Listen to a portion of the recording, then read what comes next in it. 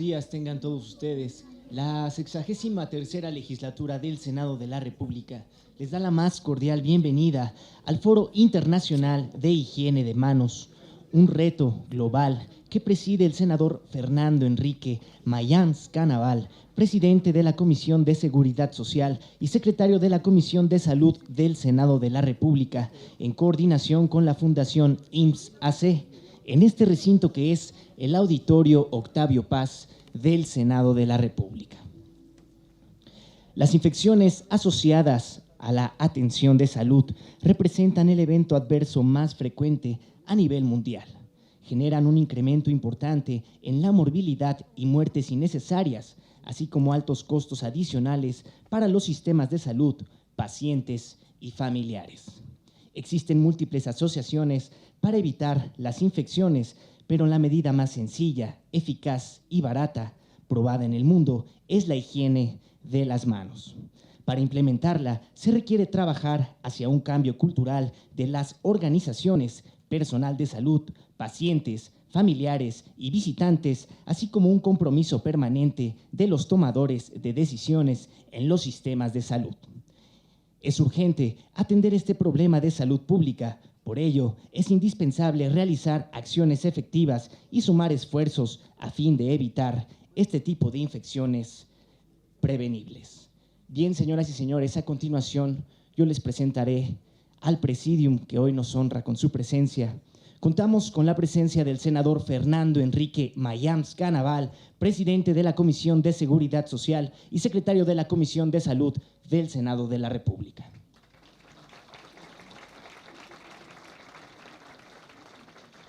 Contamos con la presencia del senador Francisco Salvador López Brito, presidente de la Comisión de Salud del Senado de la República.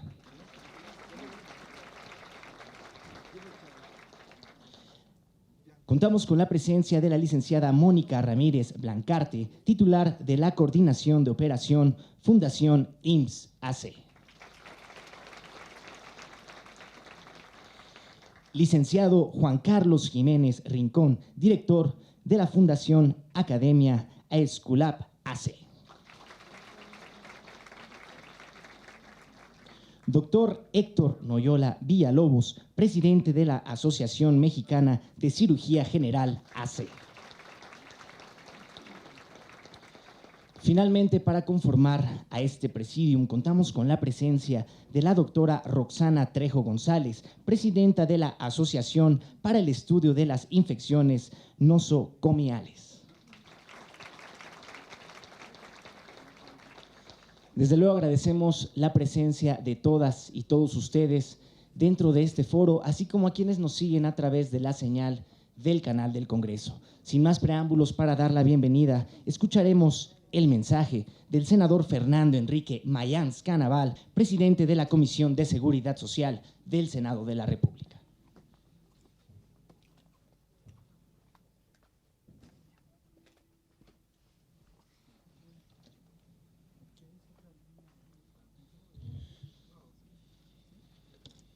Muy buenos días, tengan todos ustedes.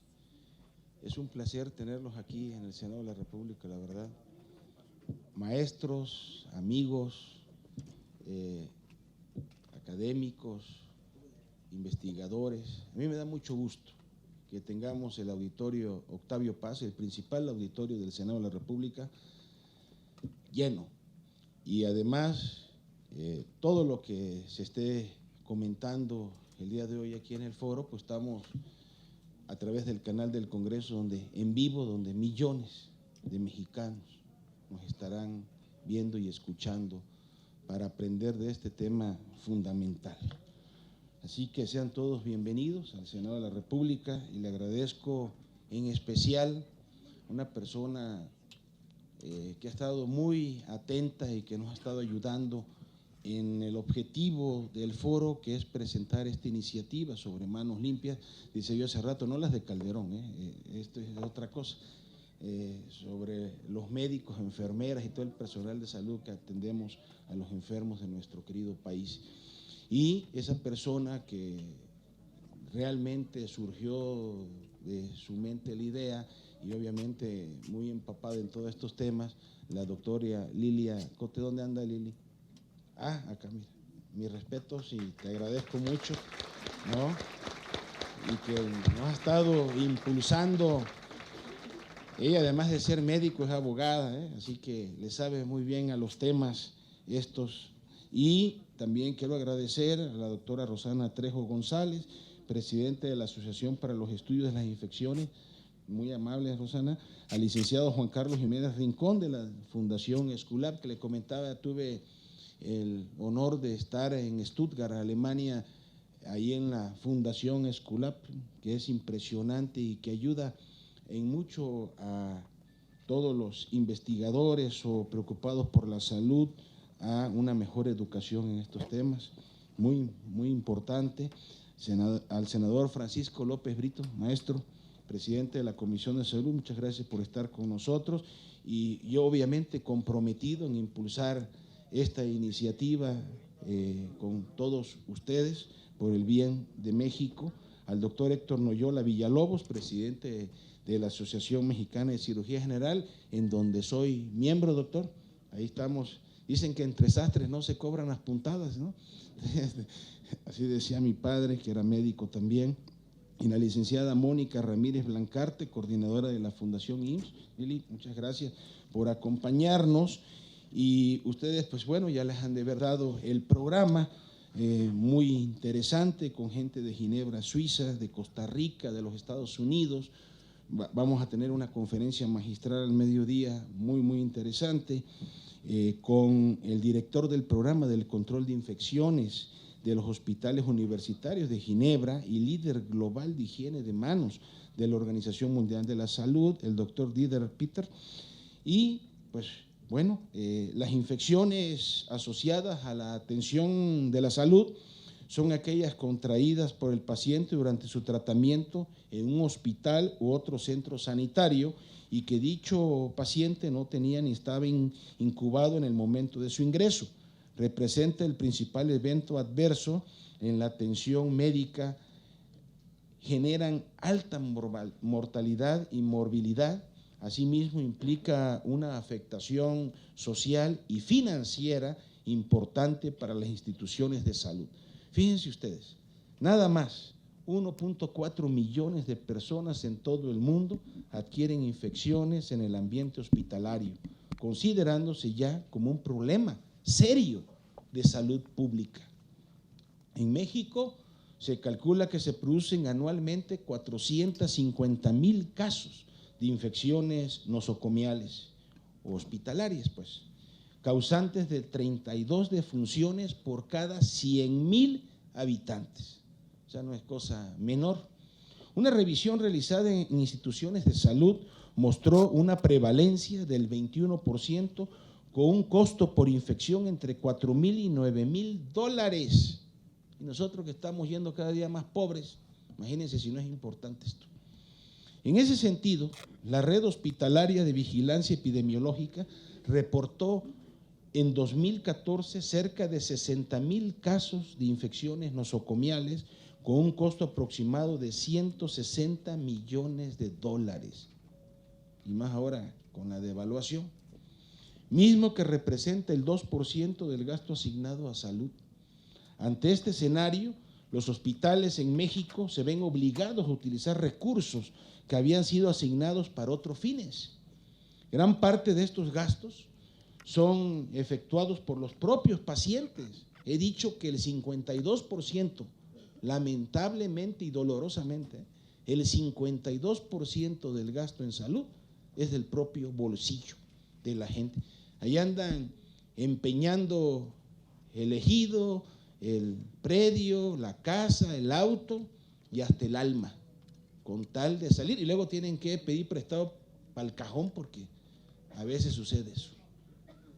Entonces, otro aspecto importante es el déficit de camas que tenemos en México en los hospitales, reduciéndose aún más por los días de sobreestancia que utilizan los pacientes con infecciones nosocomiales. El origen de este tipo de infecciones es multifactorial y se requiere implementar múltiples acciones para su prevención y control. Está comprobado científicamente que la higiene de manos es la práctica más sencilla, eficaz y obviamente barata. Pues, agua y jabón, y el querer hacerlo. A lo mejor letreritos para recordarle al personal de salud que vea a un enfermo se tiene que lavar antes y después las manos. Así de sencillo, pero miren todo el impacto social, económico que tiene este tema. Así evitaríamos la transmisión de gérmenes, reduciendo hasta en un 40% las infecciones asociadas a la atención de la salud. La Organización Mundial de la Salud lleva a cabo la estrategia multimodal para la mejora de la higiene de manos, directriz que está enfocada en la atención sanitaria a fin de prevenir las infecciones asociadas a la atención de la salud. El objetivo es que en todos los centros sanitarios del mundo esté arraigada una cultura de excelencia de la higiene de manos. Sin embargo, nuestro sistema de salud no realiza una política armonizada en la materia, donde las diferentes instituciones comparten metas o indicadores comunes que resalten la importancia de un hecho tan sencillo y elemental, diría, como lo es la higiene de manos para abatir las infecciones nosocomiales. Para ello es importante realizar estrategias que favorezcan el cambio de cultura del personal de salud, de manera que integren en su trabajo cotidiano la higiene de manos como un hábito permanente. Asimismo, es indispensable que en todo centro sanitario se cuente con los elementos necesarios para realizarlo. Sabemos que en muchos estados de nuestro país hay centros de salud que no tienen agua, menos jabón. Y es una realidad que tenemos, pero eso es una obligación y tenemos que hacerlo. La inversión en la implementación de una efectiva política de higiene de manos equivale tan solo al 1% del costo de las infecciones nosocomiales. El 1% del costo de las infecciones. La OMS recomienda el uso de soluciones a base de alcohol con una concentración más del 75%. Sin embargo, el que actualmente se utiliza en nuestras instituciones es del 50%, situación que no elimina para nada los gérmenes ni las bacterias. Por ello, también estamos trabajando, le he comentado, en la elaboración de esta iniciativa con proyecto de decreto para garantizar el funcionamiento de un sistema estandarizado basado en la excelencia de la higiene de manos a fin de reducir el riesgo de infecciones nosocomiales y con ello la morbilidad, mortalidad y sus repercusiones económicas. El día de hoy les invito a sumarse a los trabajos del presente foro, así como contar con los elementos para prevenir y abatir las infecciones asociadas a la atención en salud. Y la verdad, muy contentos de tenerles a todos ustedes, todos aquellos que nos están viendo por el canal del Congreso. Un saludo desde el Octavio Paz del Senado de la República y espero que nos ayuden a difundir esto y obviamente estar atentos a las votaciones que se darán en base a esta iniciativa que deberemos estarla presentando, yo espero, la próxima semana aquí en el Senado de la República, luego se irá a la Cámara de Diputados y que sea una realmente parte de la Ley General de Salud de nuestro país. Muchas gracias, estoy a sus órdenes y bienvenidos a su casa, el Senado de la República, y saludo al pueblo de México que nos está viendo a través de los diversos canales de televisión y el Congreso. Muy amables. Gracias.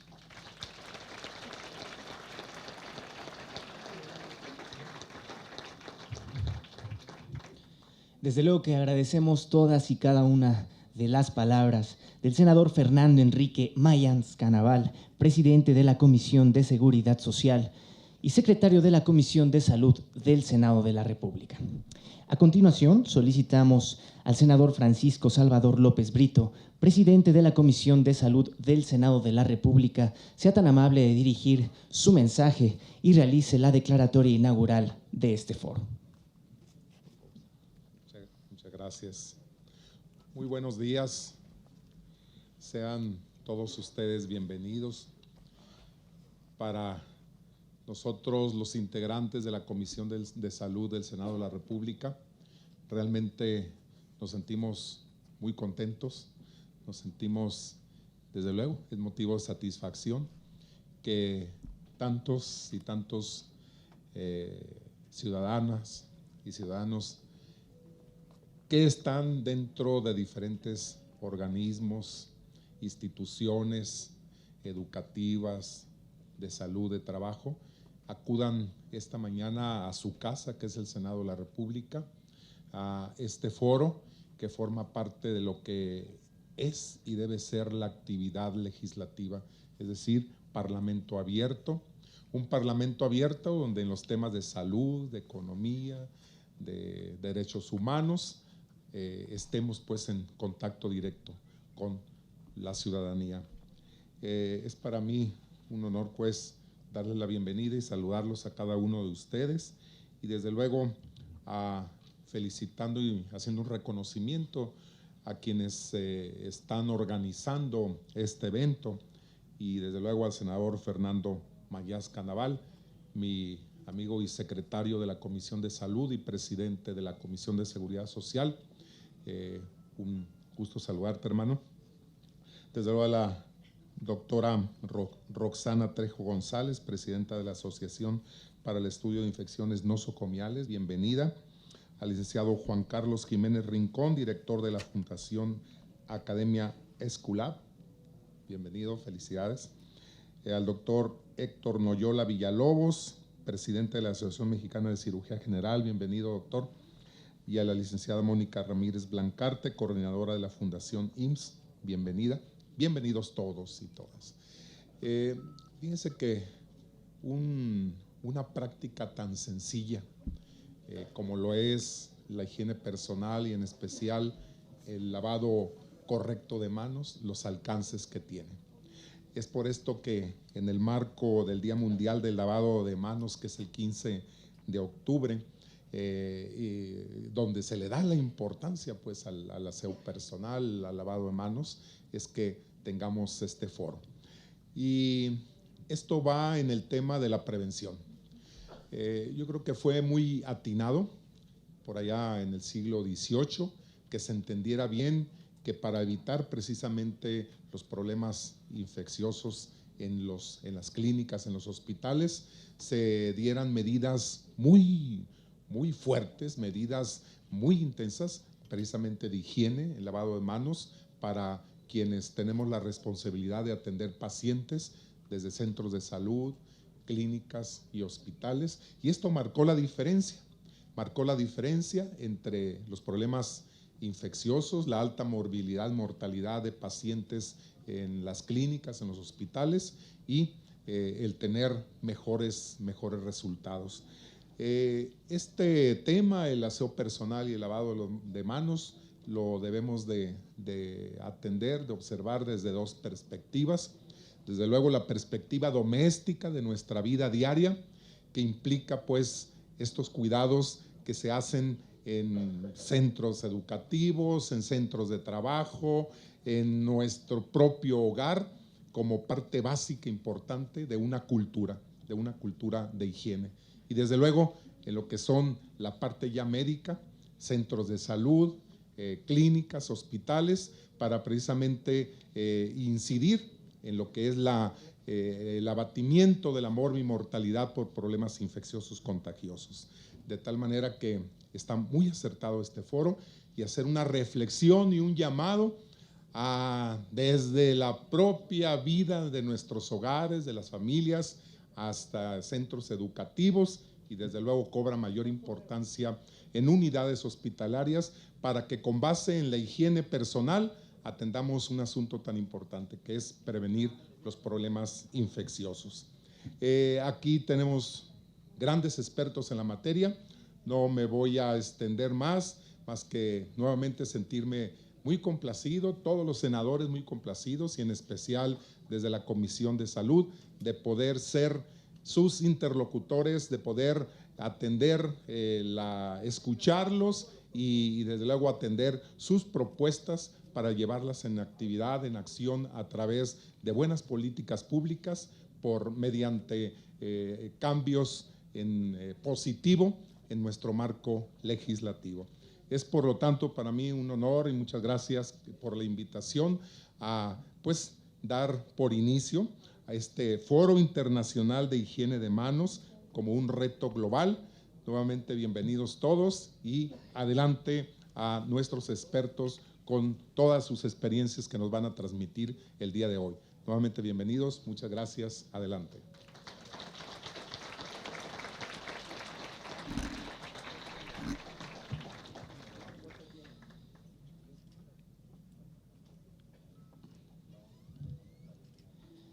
En estos momentos se realiza la foto conmemorativa de este foro.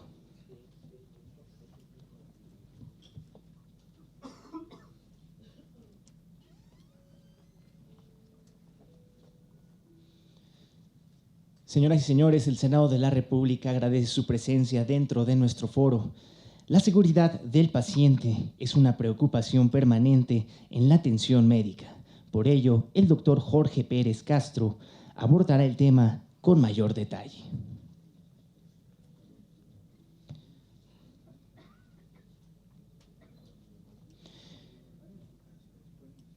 De este modo, despedimos a nuestro presidium y damos la bienvenida a el doctor Jorge Pérez Castro. Él es médico cirujano, egresado de la UNAM, especialista en cirugía general, miembro de la Asociación Mexicana de Cirugía General, Asociación Mexicana de Cirugía Endoscópica, Asociación Mexicana de Gastroenterología y la Academia Mexicana de Cirugía. Sin más preámbulos, doctor Jorge Pérez Castro, tiene usted el uso de la palabra. Buenos días a todos y a todas. Es un honor para mí estar el día de hoy en esta, que es la máxima tribuna de la ciudadanía. Y agradecemos mucho al senador Mayasta Naval y al senador López Brito por su amable anfitrionía en esta sala. Y desde luego la invitación y a la participación de las diferentes instancias que dieron lugar y pudieron hacer realidad este foro.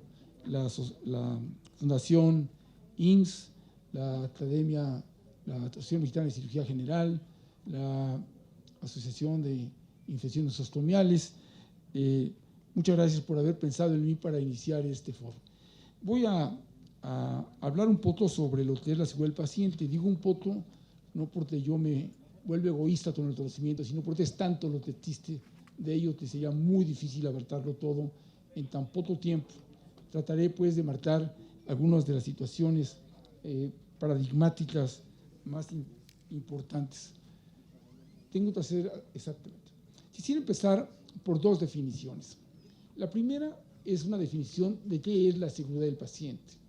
Y la segunda es lo que es la cultura de seguridad del paciente, porque hacia allá, hacia esta parte, es hacia donde voy a llegar al final de mi conversación. La primera, la Organización Mundial de la Salud la define como la ausencia de daño innecesario en la atención que se le da a un paciente en una hospitalización. Y la segunda habla del trabajo que tienen que desarrollar todos los trabajadores de la salud para evitar que este daño suceda. Digamos que la primera definición habla de un concepto estático, de un conocimiento que debemos de tener y luego realizar. Y la segunda habla precisamente de la aplicación de ese conocimiento. La cultura es que nosotros la integramos y la podemos realmente manifestar como tal en nuestro accionar de todos los días. De ahí la importancia de estos dos conceptos. La siguiente diapositiva les va a hablar de un ejemplo. Se trata de una paciente de 45 años que ingresa a un hospital para efectuársele una cirugía ginecológica, una histerectomía, que fue operada con éxito y egresada al cuarto día de estancia.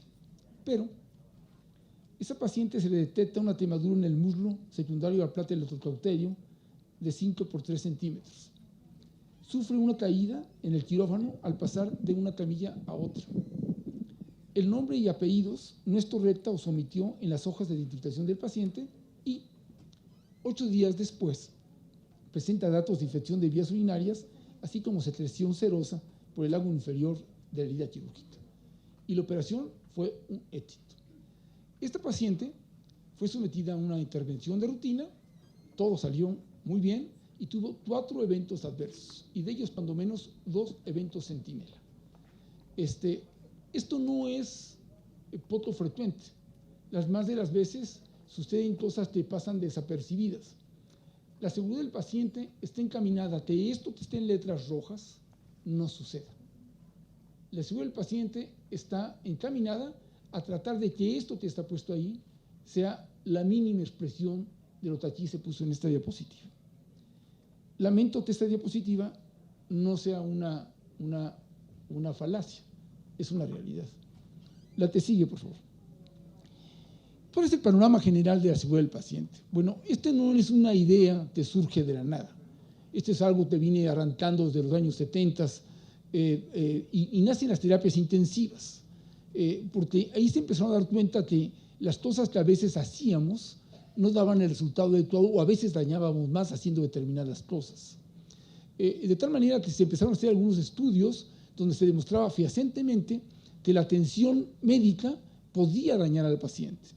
Esto empezó a inquietar a la gente y hubo muchos movimientos en muchos países del mundo que dieron lugar a que en el año 2000, con este famoso librito de Rares Humano, se generó un movimiento mundial de aceptación de, adivinen qué, que los médicos somos falibles, que nos equivocamos, que podemos errar. Quitamos la divinidad y resulta que somos como cualquier gente. Vamos al baño, comemos, hacemos lo mismo y cometemos errores. Entonces, a partir de ese libro de Rares Humano, se arranca un movimiento mundial sobre la seguridad del paciente. Por mucha fortuna, la Organización Mundial de la Salud retoma el concepto, une todas las fuerzas vivas en este sentido y les encamina en una alianza mundial de la seguridad del paciente. Y esto permite que todos los esfuerzos aislados que se están dando en muchos sentidos se puedan encaminar a puntos muy precisos. Algo similar a lo que está pasando el día de hoy aquí. Vamos a tratar de evitar muchos esfuerzos aislados y encaminarlos en algo que parece muy sencillo, que es la higiene de manos. Por regreso al tema. Esto ha venido generando una serie de circunstancias que no han sido estáticas. Actualmente esto genera una acción tras otra. Una de ellas es, por ejemplo, la famosa lista de cotejo, de la lista esta de cirugía segura salva vidas. Otro punto es los listados que ha habido en relación a cómo investigar en seguridad del paciente, y hay movimientos inclusive planeados que tratarán para el año 2017, como es la de la medicación segura. ¿Sí? Esto no ha parado, aunque los enfoques se han ido dando progresivamente y paulatinamente en los diferentes países del mundo. La siguiente diapositiva, por favor. Les doy 10 datos sobre seguridad del paciente que fueron publicados por la OMS en el año 2006. Dice que la seguridad del paciente es un problema grave de salud pública en todo el mundo, no solamente en México, en todo el mundo. Unos porque tienen de más y no lo saben aplicar, y otros porque tenemos de menos y tampoco lo sabemos aplicar. 1 de cada 10 pacientes puede sufrir algún tipo de daño en un hospital. El único estudio serio que se efectúa en este país, que es el IVEAS, nuestro país anda como el 14%, es decir, de cada 100 pacientes ingresados, 14 van a tener un evento adverso, como los enseñamos en la segunda diapositiva. Y las infecciones hospitalarias se pueden dar hasta en 14 de cada 100 pacientes egresados del hospital. En este primer semestre de este año hay cerca de 2 millones de egresos de hospitales. Entonces, si ustedes multiplican esos 2 millones de egresos por 14, pues ahí podrán tener ustedes el número de eventos adversos que podemos estar teniendo. Daremos algún dato más interesante en unos minutos. La mayoría de las personas, aparte, no tenemos acceso a todos los dispositivos médicos apropiados que nos den seguridad, como son, por ejemplo, las placas especiales para un electrocauterio. Eso que vimos en la diapositiva se puede evitar usando una placa de gel que se adhiera al cuerpo. Y si no lo tenemos, pues puede pasar lo que pasó. También hay una serie de problemas con el manejo de punzocortantes, como podrían ser las inyecciones. Otro es mandatorio que trabajemos en equipo. El cirujano no puede estar si no tiene un buen camillero, si no tiene una buena enfermera, una buena instrumentista, un buen equipo de esterilización, etc. No podemos trabajar como un hombre solo, tenemos que trabajar forzosamente en equipo. Luego, pues, trabajar siempre pensando en que lo que estamos haciendo es lo ideal desde el punto de vista del costo-beneficio de los pacientes, porque hay un importante despilfarro en el manejo de los medicamentos y de los equipamientos y de los servicios de salud. La atención médica, pues, tiene, desafortunadamente, a diferencia de la atención de la aviación, por ejemplo, tiene un historial permanentemente de inseguridad. En cambio, cuando ustedes hablan de la industria aeronáutica, se sienten siempre seguros, porque ahí no hay un historial de inseguridad. Y nosotros hemos vivido de un historial de inseguridad y estamos buscando actualmente la seguridad. Es decir, la experiencia en la salud y todo esto que está pasando, como te vamos, los compañeros ponentes van a explicar el día de hoy, creo que son experiencias muy importantes de las cuales todos tenemos que aprender. Y desde luego, las alianzas siempre son un punto fundamental para que las situaciones como estas puedan crecer. La siguiente diapositiva, por favor. Estas son las 6 metas internacionales en las cuales prácticamente todo el sector salud está trabajando. Primero, identificar correctamente al paciente. Segundo, mejorar la comunicación efectiva entre los trabajadores de la salud. Tercero, mejorar la seguridad de los medicamentos de alto riesgo, aquellos que pueden generar muerte o lesiones permanentes. Tercero, garantizar la cirugía correcta en el lugar correcto, en el paciente correcto, que parece una verdad de perogrullo, pero que es un problema muy serio. Luego, reducir el riesgo de infecciones asociadas al cuidado de la salud, que es precisamente el enfoque que se le está dando a este foro. Y por último, reducir el riesgo del daño al paciente por causa de caídas. Actualmente en nuestro país hay una propuesta de que sean 8 las líneas esenciales de seguridad del paciente, donde se suma la generación de una cultura de calidad, entre otras circunstancias. Enfoquémonos a lo que tenemos. ¿Qué es México? Este es nuestro país. Somos actualmente, el año pasado, en los últimos datos del Observatorio de Salud Mundial, somos aproximadamente 127 millones de habitantes. Tenemos un ingreso bruto per cápita en $16 al mes. Nuestra esperanza de vida al nacer para los hombres es 74 años y para las mujeres es cerca de 80. La probabilidad de morir antes de los 5 años no tenemos ese dato disponible.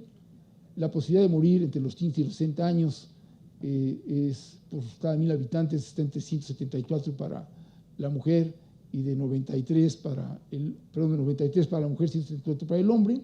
Esto está generando un cambio muy importante en función de la violencia, no de enfermedades. El gasto en total en salud por habitante hasta el 2014 es de $1,122, es algo muy elevado. Y el gasto total por salud, el porcentaje del Producto Interno Bruto, es del 6.3, que si bien no es mucho, no es nada despreciable. Y sobre todo con los incrementos que se han dado en los últimos 12 años. La que sigue, por favor.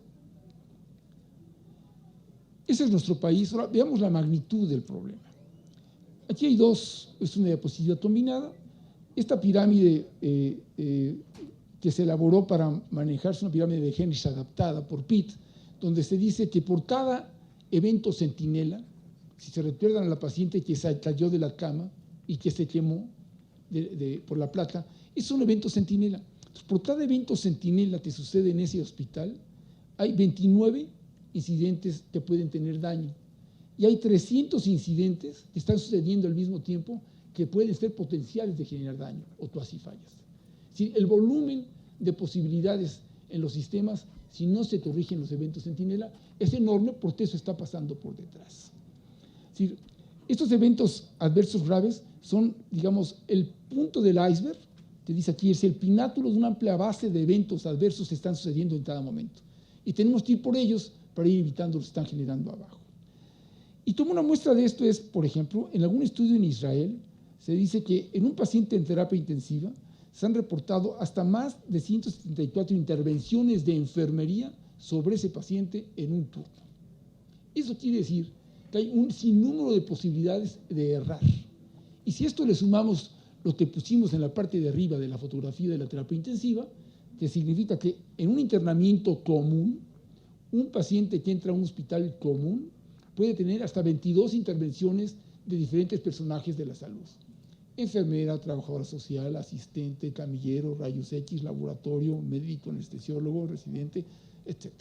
De tal manera que uniformar todo esto y que todo esto esté causado a un sistema de seguridad es algo que genera realmente un reto de conducción, un reto auténticamente de una sinfónica de clase mundial. La que sigue, por favor.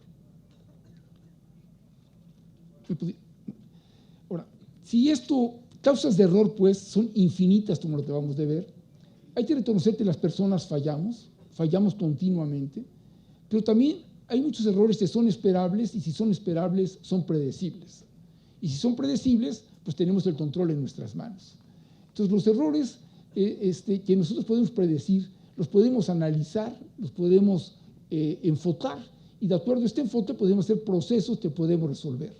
Este famoso caso suizo que mucha gente conocemos, pues habla de que si nosotros sabemos dónde están las fallas, podríamos ir poniendo barreras reales que impidan que el error pueda generar un daño mucho mayor y que ese daño mucho mayor pueda ser aplicado a un sistema que nos permite evitar que esto pueda seguir adelante. Tenemos Gracias. Entonces, ¿qué tenemos que hacer cuando todo esto lo tenemos identificado? Bueno, identificar un suceso, un evento, reparar el daño que esto sucedió de inmediato, por supuesto, luego buscar las causas que generaron este evento, como una emergencia, no dejarlo para el mes que entra, sino buscarlo sobre la marcha, y desde luego analizar ese problema, rediseñar este proceso y hacer acciones que nos permitan avanzar en este sentido, un poco del manejo de riesgos. La que sigue, por favor. Bueno, únicamente una diapositiva para enfocarlo de infecciones, que es parte del tema que van a tratar mis compañeros. Así que hablarte de la infección sanitaria es una realidad, nos golpea muchísimo. Esta paciente de la diapositiva tenía 2 fotos de infección, el urinario y el de la herida quirúrgica, el de sitio quirúrgico. Entonces, es algo muy frecuente que a lo mejor uno no le da la importancia, pero es un dato de infección. En muchos países esto todavía no se ha logrado comprender. La operación fue un éxito, ¿sí? Entonces, si no se ha logrado comprender que pudo haber sido muchísimo mejor y que se puede ahorrar muchísimo dinero y sufrimiento del individuo si se atiende adecuadamente. Y mucha de esta situación se puede reparar únicamente con una higiene adecuada de manos. Y si esto se aplica, a lo mejor ese 50% se puede reducir, se puede evitar hasta en un 50% esas infecciones que estamos viendo o que se ven reportadas en las estadísticas. La que sigue, por favor. La siguiente diapositiva, por favor. Buenos días. La siguiente diapositiva, por favor. Bueno, ¿cómo podemos hacer que el sistema funcione? Bueno, hay las organizaciones trabajan de forma diferente. Podemos trabajar de una manera pasiva, como sería la parte que usted está viendo a la izquierda, donde nosotros respondemos a lo que pasa de alguna manera, como decir, aquí no pasa nada, somos perfectos, o reparamos el daño y cerramos los ojos y no hacemos ningún análisis. O bien, podemos ser reactivos, reparamos el daño sobre la marcha, le damos una pintadita y no pasa absolutamente nada. O bien, llegar a un sistema mucho más maduro, más poderoso, proactivo, bien organizado, que permita buscar dónde están los riesgos en mis proyectos de trabajo y en función de eso aplicar medidas que me puedan evitar que eso pueda suceder. Eso es hacia donde vamos. Eso se llama reducir el riesgo del paciente, es darle seguridad al paciente, es darle seguridad a la institución y mejorar inclusive los costos y manejo de las instituciones. Entonces, si nosotros tenemos un enfoque proactivo de manejo de control de daños, nosotros podemos mejorar muchísimo esta circunstancia. ¿Cómo? ¿Cómo lo podemos lograr? Bueno, pues a través de generar cultura en la organización. Tenemos que hacer que nosotros vivamos en un ambiente que tenga alta cultura de seguridad del paciente. La que sigue, por favor. Aquí regreso otra vez para que leamos la definición de cultura de seguridad del paciente. Dice, se define como el conjunto de valores, actitudes, percepciones, competencias y objetivos, tanto individuales como de grupo, para disminuir los riesgos y daños del paciente. Hago una anotación. Cualquier individuo que se suma a una organización, la organización lo absorbe de inmediato y toma la cultura de la organización, pierde su identidad y toma la cultura de la organización. Ahí lo dejo. La que sigue, por favor. Este es un estudio que se hizo el año antepasado, en todos los residentes de la División de Estudios de Posgrado de la Facultad de Medicina de la UNAM. Se les aplicó a todos los residentes este estudio para saber cuál era su percepción en relación a la seguridad del paciente. Se utilizó una encuesta de origen internacional que está tropicalizada al español, se aplica cotidianamente en todos los Estados Unidos, cada 2 años, se aplica cotidianamente en España y este ha sido un factor de cambio en la actuación de la seguridad del paciente en los hospitales. Aplicamos la encuesta y encontramos que de estas 12 dimensiones que se estudian, pues en ellas, 3 de ellas están por abajo del 50%. Y estas 2 rayitas verticales rojas, la primera, que está a la mano izquierda, habla de las dimensiones que están por abajo del 50% de cumplimiento. Y por arriba, la siguiente tablita marca únicamente en verde aquellas que están por arriba del 75%, te diría este estudio que no habría que tocarlas. Si nosotros vemos lo que los residentes nos dicen, la gran mayoría de las acciones de las dimensiones deben ser tocadas porque son sistemas inestables. Únicamente en la dimensión número 3 es en la que generalmente se siente firmeza. Todas las dimensiones, todas, están tocadas y requerirían darles una ajustadita. Otros datos interesantes. La que sigue, por favor. Aquí están hospitales del IMSS, del ISSSTE, de Pemex, y en esta dimensión grafitamos a los hospitales por grupos. Entonces, por ejemplo, de los hospitales del IMSS hay dimensiones por abajo del límite inferior, y estamos hablando de todos los hospitales del IMSS. Hay una concentración mayor de hospitales de esta área metropolitana porque son alumnos de la División de Estudios de Posgrado de la Facultad de Medicina de la UNAM. Entonces hay un mayor número aquí. Pero hay alumnos de la UNAM que están en Hermosillo, o que están en Mérida, o que están en todos lados. Pero hay una concentración mayor de lo que está sucediendo en el área metropolitana. Entonces, por ejemplo, el IMSS tiene 4 hospitales, 4 dimensiones por abajo del 50%. El ISSSTE 7, PEMES 7, instituciones privadas 3, la Secretaría de Salud 4 y los hospitales del Gobierno del Distrito Federal 9 y otros hasta 6. Es decir, somos sistemas inestables en la cultura de seguridad del paciente. ¿Qué es lo grave desde mi punto de vista? Que nuestros residentes están yendo a aprender ahí. La que sigue, por favor. Hice un ejercicio con algunos de estos datos, porque la doctora Tote me pidió que hiciéramos algo que fuera inquietante para motivarlos todavía mucho más, y yo te lo estoy logrando. Entonces, lo que hicimos en una de las preguntas que se les hacía en la encuesta, decía, ¿qué número de eventos adversos usted ha reportado en el último año? Entonces, este porcentaje, 34%, dijo que ninguno, el 40% dijo que de 1 a 2 eventos, otros de 1 a 5, otros de 6 y alguno de 21 o más. Si yo sumo todos estos eventos adversos reportados en esta encuesta, me daban un total de 6.315 eventos adversos reportados, lo que hablaba en este grupo de estudio de 17 eventos adversos diarios, que no se ven reportados en ninguna estadística nacional de seguridad del paciente en este país. La que sigue, por favor. Termino. Esta encuesta genera que sí hay fortalezas. ¿Cuál es la principal fortaleza? Que todo el mundo habla en ella. Trabajo en equipo. Saben trabajar en equipo. Tienen un enorme enfoque de aprendizaje organizacional. Les interesa trabajar en equipo y de trabajar como organizaciones, en forma corporativa, sumativa, sistemática. Y luego hay una mejora permanente. Ellos se sienten inquietos por mejorar la seguridad del paciente. Luego, entonces, si tiene hambre, ¿por qué no les damos de comer? Entonces, creo que es un buen momento para que este sea un buen bocado y que podamos generar un cambio sistemático e importante. ¿Cuáles son las debilidades?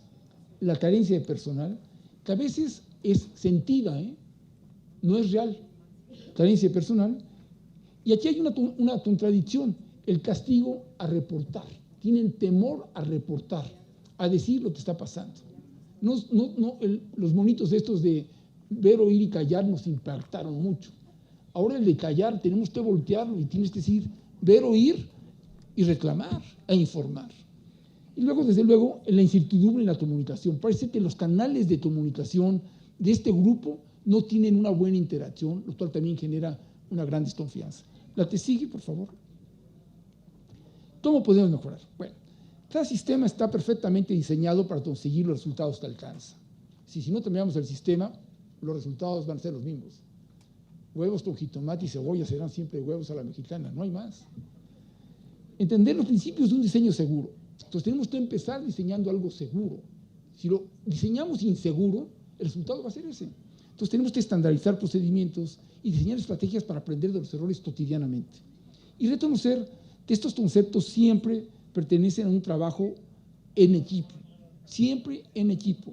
Es decir, trabajar más en el establecimiento por una cultura de seguridad del paciente es la única respuesta que podemos tener para mejorar la cultura en todos nuestros sistemas de salud. La TESIG. Muchas gracias. Desde luego, fuerte, fuerte el aplauso para el doctor Jorge Pérez Castro por acompañarnos dentro de nuestro foro. Y en estos momentos, la doctora Lilia Cote Estrada hace entrega de su reconocimiento a el doctor Jorge Pérez Castro. Desde luego, fuerte, fuerte el aplauso para nuestro primer ponente. A continuación, daremos paso a la doctora Roxana Trejo González, que nos expondrá el tema de las infecciones asociadas a la atención en salud, las cuales cobran miles de vidas en todo el mundo.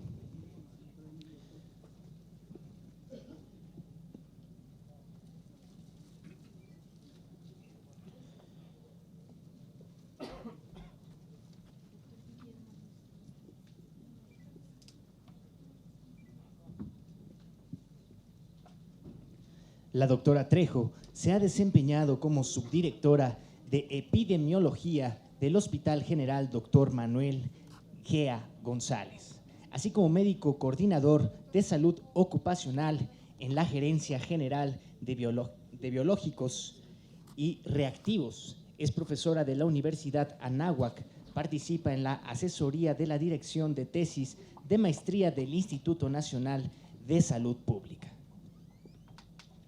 Actualmente, la doctora es la presidenta de la Asociación Mexicana del Estudio de las Infecciones Nosocomiales, AC, así como gerente del Corporativo de Epidemiología y Control de Infecciones del Centro Médico ABC.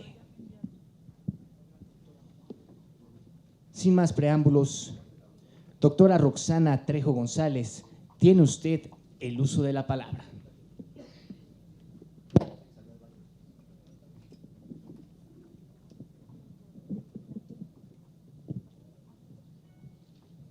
Una disculpa, tuve que salir y está un poco retirado, pero ya estoy aquí. Bueno, muchísimas gracias al Senado, al senador Fernando Mayans, de verdad. Personalmente es algo muy importante lo que puede pasar en este foro para el país, no como institución donde yo puedo laborar ni como asociación nada más, sino para nuestros pacientes. Yo he sido paciente en muchos hospitales y creo yo que este es un gran logro. Y bueno, creo que lo que queremos con esta presentación es que veamos datos duros de nuestro país, qué es lo que está sucediendo en nuestro país, porque esta iniciativa es en nuestro país. Hay mucha información en el mundo, no sé, en algunas presentaciones seguramente la verán, pero creo que lo más importante es saber en dónde estamos parados y qué áreas de oportunidad tenemos en la información y en los datos duros. Hace rato escuchaba, no me acuerdo si fue el director de Escolab que dijo, más datos duros, menos emoción, ¿no? Entonces vamos a hablar un poco de esto. ¿La que sigue, por favor? Bueno, y la definición creo que es muy importante, ¿no? Hay un, ya todos lo escucharon, infecciones asociadas a la atención de la salud o los cuidados de la salud, y cómo las nosocomiales hospitalarias ahora se incrustan en esta nueva definición, muy enfocado no solamente a los hospitales, sino en cualquier lugar donde alguien se atiende, sea un lugar donde acuda a aplicarse una vacuna, sea con el odontólogo, sea hemodiálisis ambulatoria, en un asilo, en la cárcel. Entonces, este enfoque, esta definición ahora de IAS es una definición donde ya no estamos así, sino ahora hacemos así. Y si aquí hay cosas que no suceden, pues ya se imaginan así, ¿no? Seguramente esto sucede menos en prevención y control de infecciones. Este es el cambio que ha ocurrido como tal. Creo yo que la parte que en el país ha pasado y en el mundo de la cultura de seguridad y calidad y colocarlo como un evento adverso le ha dado otro enfoque importante. Le ha dado un enfoque de salud pública. Yo soy salubrista, epidemióloga, pero salubrista, y creo yo que, como decía el senador y mucha gente lo hemos dicho, este es un problema de salud pública. No solamente la obesidad, ni la hipertensión, ni los accidentes, sino las infecciones relacionadas o asociadas a la atención de la salud. Y esta carga de las infecciones es mucho más superior dependiendo el país, ¿no? No es lo mismo estar en Estados Unidos de Norteamérica a estar en Inglaterra o a estar en Latinoamérica, y en misma Latinoamérica es diferente Chile, Argentina, Brasil que México. Estamos muy pegados a un país de primer mundo, que bueno, ahora es más un país si económicamente es alto, ¿no? Sus ingresos son altos, así se categoriza ahora, o son medios o son bajos. Y aún que estamos muy pegados a ellos, de repente la información para controlar las infecciones nos llega como de coletazo, ¿no? Cada vez menos, pero así ha sido la evolución de nuestro país. Y alguien comentaba algo de Semmelweis, ¿no? Que estaría muy feliz a lo mejor aquí, después de 200 años. O sea, el año que entra son 200 años. Híjole, sí, está complicado. Necesitamos cambios más rápidos. Ahorita hay pacientes hospitalizados. Necesitamos que el cambio sea más rápido, porque estos efectos colaterales, ¿no?, de la atención en la salud deben tener un impacto mayor en el cambio. Y creo que esta legislación puede hacerlo en el punto de tener los insumos necesarios para que Chile de las Flores, que sí existe, de verdad sí existe, yo se los digo porque yo pensaba que no existía, pero sí existe en el país, pueda tener insumos en esa clínica. Que después suceda que hay higiene de manos, ese es otro asunto. Pero lo primero es tener lo necesario para que ocurra. Y bueno, la que sigue, por favor. ¿Qué impacto tienen las infecciones asociadas a la atención de salud? Una es la prolongación de la estancia hospitalaria. Yo llego para atenderme algo, para operarme, y puedo tener un efecto secundario, un evento adverso por esto, y me puedo infectar. Y entonces un paciente que llega 2 días, ahora en vez de 2 días tiene 3, 4, 5, o se puede ir muchísimo más dependiendo cuál sea la infección, en dónde fue. Y mayor resistencia de microorganismos a los antimicrobianos, y esto es normal porque cuando un paciente está dentro de una institución y no tenemos un programa de control o uso de antibióticos, uso racional de antibióticos, esto impacta en mayor medida. Costos adicionales para los sistemas de salud. Ya lo comentaron aquí, hay áreas donde el sistema de salud lo absorbe, ¿no?, este costo de infección, y hay lugares donde lo absorbe el paciente, depende de la institución. Así es, así ocurre en nuestro país, aunque la mayor carga se va hacia el sistema de salud. Está como nivelado. Elevado costo para los pacientes y su familia. No nada más es el gasto en dinero, dólares, libras, como ustedes gusten. Es la parte emocional. ¿Qué sucede después de que alguien se infecta? Y aquí le ha dado vuelta el mundo, en muchas diapositivas van a ver esta fotografía, el impacto emocional de perder una pierna por infectarse a lo mejor por una artroplastía de rodilla, ¿no? Quedarse sin una pierna por una cirugía. Entonces, esta parte emocional, y aparte no solo el gasto de la infección, sino posterior a lo mejor ya no puede trabajar, a lo mejor es más difícil que tenga ingresos. Esto es un costo que hay que medir y nuestro país necesita medirlo. Muertes innecesarias. Pues bueno, las muertes no sé si sean necesarias o innecesarias, ¿no? Ni en las pandemias son necesarias, pero son muertes que no deberían de suceder porque llegan para aplicarse una vacuna y que suceda una consecuencia y entra dentro de infecciones, no debería de suceder. La que sigue, por favor. Esta es una estadística, nada más puse una sola gráfica en donde el National Healthcare en Estados Unidos, cómo coloca y clasifica. Ellos tienen todo un sistema muy robusto en cómo dan información, como muchos países también lo tienen, cómo dan información muchos hospitales para ellos centinela o no. El único cambio allá es que entran las aseguradoras y cuando se infecta un paciente, la aseguradora se deslinda y pagas tu hospital.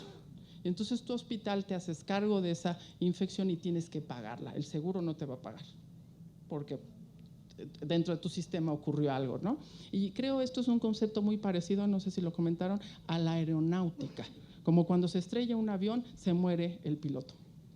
En un hospital no se muere quien lo atiende, ni se queda sin una pierna, ¿no? Ni enfermera, ni médico, ni nadie, o el mismo sistema, porque en realidad no son las personas, es el sistema, el proceso como se atiende, no es la persona, es cómo está constituido los programas o cómo se llevan a cabo en materiales, recursos y todo lo que está dentro de esto. Entonces, es una sola diapo para que vean ustedes cómo ellos lo manejan y cómo nosotros estamos haciendo nuestro trabajo, aunque debería ser más rápido. La que sigue, por favor. Y bueno, dificultad de reunir datos confiables, ¿no? Eso es muy difícil, más acá la misma OPS lo dice, ¿no? Complicado tener información de estos países de la región de América. pero al final sí tenemos datos, ¿no? Y bueno, aquí pues colocamos algunos que no son la región de América, son otros lugares. La Unión Europea estima en infecciones relacionadas a líneas intravasculares, en promedio 1 de cada 20 pacientes hospitalizados, y lo que corresponde a un total anual de 4.1 millones de pacientes, y estos 37,000 fallecen cada año, nada más por esa infección, ese tipo de infección, ¿sí? Y cada uno de los grandes bloques que existen de infecciones, sitio quirúrgico, bacteremia relacionada o líneas intravasculares, infección de vías urinarias relacionadas a catéter o neumonía asociada a ventilación, tiene una estrategia dentro de este paquete. Una, que es la que aquí hablamos, que es lavarse las manos. Yo puedo tener un insumo para hacer antisepsia, yo puedo tener un apósito especial para esto, puedo tener muchas cosas, un kit completo, pero si no me hago higiene de manos, este paquete no va a funcionar. Entonces, está incrustado dentro, tiene que ocurrir todo para que podamos prevenir. Y Canadá indica que se contraen unas 22,000 infecciones hospitalarias anuales y dan un lugar a 8,000 muertes. En Estados Unidos de América, anualmente los costos médicos directos globales son de las infecciones en 35.7 a 45 mil millones de dólares, y el Reino Unido en libras 900 millones por año. Los costos prevenibles, eso no lo hace todo el mundo. Esto de cuánto nos gastaríamos en prevenir una infección. Y esto es un dato importante que deberíamos de tener como país, pero un nivel, porque podemos tenerlo. Si ustedes se meten, investigan, hay artículos, ¿no? Investigaciones que se hacen separadas. La idea es tener algo global, una información desde el área de donde se concentra la información, que debe ser el gobierno, para que de ahí se desencadene los cambios. ¿La que sigue? Y bueno, aquí ya vamos a nosotros, ya lo comentó el senador. En la Dirección General de Epidemiología, en la Secretaría de Salud, se ha hecho un esfuerzo por tener información. Muchos años llevamos con una red hospitalaria de vigilancia epidemiológica, o sea, un sistema en donde nosotros damos información y estadística, pero nos faltaba saber qué ocurre, ¿no? Y esto es lo que acaban de hacer, ya tienen 2015 y ya lo van a presentar. Y nada más es de los que dan información, porque existen un gran grupo que por muchas circunstancias no tienen una computadora, por muchas circunstancias no entran, o porque no deben de cumplir ciertos criterios para poder entrar a la red y a lo mejor no cumplen. Y esto es lo que dice este informe. 388 unidades deben capturar información, son centinela, así se llaman estas unidades, ¿no? De estas, 93% hizo al menos una captura al año. Bueno, yo atiendo diario pacientes, ¿verdad? Nos falta más información. 65.7 de los hospitales notificantes tienen menos de 100 camas sensables. No significa que por menos camas es menos importante, nada más que entre más camas se te dificulta más la operación, porque esto también tiene que ver con insumos y con la capacidad del recurso humano que atendemos, con esto que han ustedes oído, que se llama el radio enfermera paciente. ¿Sí? El grupo de enfermeras es el grupo más fuerte para prevenir infecciones. El grupo de primera línea son ellas, y ellas son las que nos tienen que ayudar para prevenir infecciones. Entre el radio sea mucho mayor, más complicado se da la operación. Entre más grande sea el hospital y no se cubre esto, más complicada es la operación. ¿Qué significa? Y se los comento ahora, necesitamos insumos de higiene de manos, ¿sí? Pero también necesitamos la operación sea clara. Puedo tener esta parte cubierta, pero si el radio es mayor, es muy complicado hacerlo, por la carga que tenemos en nuestros sistemas de salud. El 4.3 de los casos notificados fueron de hospitales de 100 a 200 camas. Ya empezamos a hacer esa categorización que otros países ya hacen, ¿no? Somos hospitales de 100 camas, de 200 somos hospitales de escuela. Nos falta todavía más, pero creo que vamos bien. El 63.7 pertenecen a la Secretaría de Salud, y aquí hay un dato importante. Los sistemas de salud no todos dan información, no todos dan a este sistema.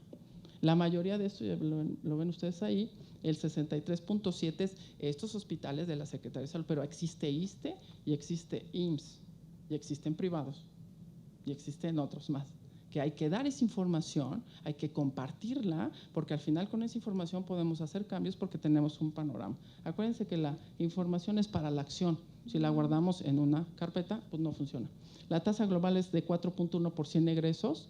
Esa es la tasa que tuvimos 2014. En comparada con 2013 parece que bajó. En 2013 tenemos 4.3 y ahora parece 4.1, ¿no? Todavía hay que ser más finos en la información. Estamos con tasa por egresos. Ahora necesitamos, y ya lo está haciendo, indicadores más en relación a procesos y a resultados, ¿no? Indicadores de días procedimiento, indicadores de sitio quirúrgico, de cirugías limpias, que es nuestro indicador más importante, ¿no? Esas cirugías que no se deben infectar porque no tienen flora, ¿no?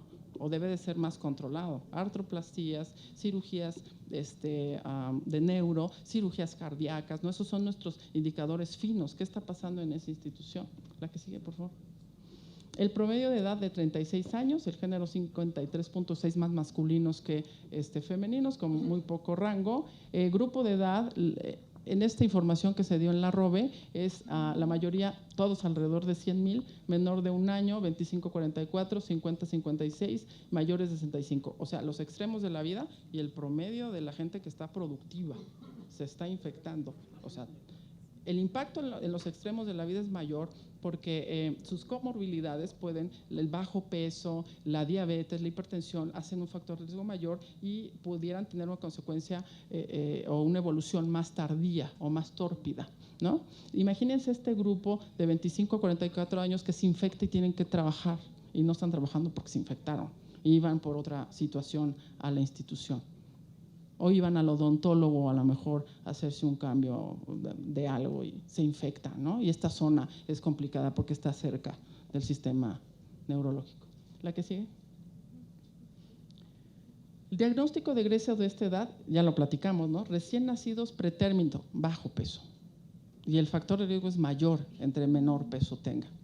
Insuficiencia renal crónica y neumonía no especificada. Se reportaron dentro de este sistema 5 factores de riesgo, o sea, los factores de riesgo son los invasivos, rompemos todas las barreras naturales que tiene el cuerpo, todas las rompemos. La piel es una barrera, el pH de la piel es una barrera.